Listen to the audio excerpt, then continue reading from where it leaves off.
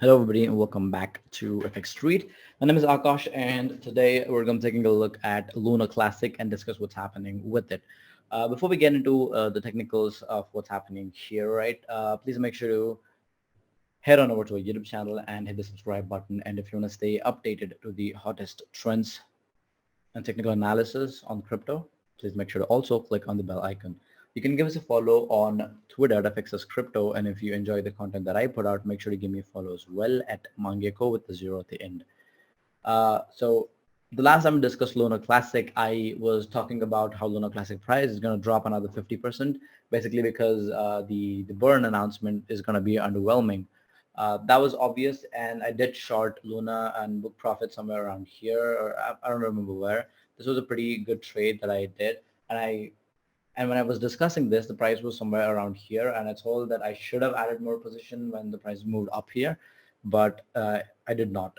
Right, the price gave me another chance to add a lot more position here. I did not basically had my positions. I closed it somewhere around here for a quick dollar, after that, I haven't really looked at Luna Classic, although we can see that it is forming an inverse head and shoulders pattern. As I've mentioned in my previous videos as well, Luna Classic is kind of known to form this inverse head and shoulders pattern before it actually drops. For example, if you look at this particular thing, I caught this move pretty accurately. I read the move accurately, and I caught this downswing as well. And during the same time, I even caught this move where Luna crashed 50% or more than that, Luna 2. Yeah, I think it happened here, right? I think I did catch this move. So I think the secret to trading a lot of altcoins is to identify some of the minor uh, fractals that are there are signals at the top and at the bottom before the price actually makes an expansive move.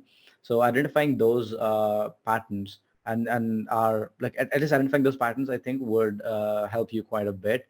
And these patterns are different for different altcoins, right? For example, if you haven't checked out the Cardano video, please make sure to go and check it out, because in that I explain how Cardano price basically produced a liquidity fractal or a liquidity run before it actually triggered a run up. So for Cardano, it's a liquidity sweep. For Luna, it's an inverse head and shoulders pattern. I'm sorry, it's not inverse. It's a normal head and shoulders pattern.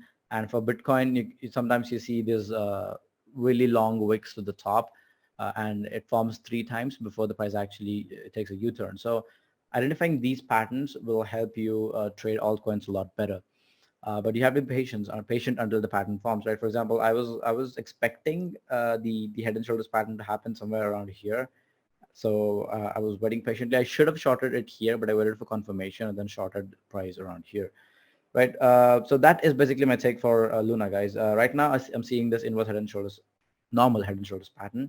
The price has currently swept this previously formed low on 27 September, which is why it's rallying higher. Although it does look like it's a pretty good place to short this, I am going to refrain myself from doing so because I'm expecting Bitcoin price to kind of rally, right? So if it does, then I'm expecting altcoins, including Luna Classic, to be affected as well. So I'm just going to let this play out, and if I see a really good setup again, I'm going to take this, right? The targets for this haven't changed. They're pretty much the same. So basically, we have low volume nodes at 0.176 and 0.1425. This is my basically the end game for Luna if I do short this. But for now, I think beyond this, we have even before we reach this, we have 0.234 as an intermediate support level, which could potentially slow down the move for Luna. And that concludes my take on Luna Classic. If you enjoyed this analysis, please make sure to like, comment, and subscribe. And if you want to stay updated to the trades that I discuss here, you can join my groups by clicking on these links here.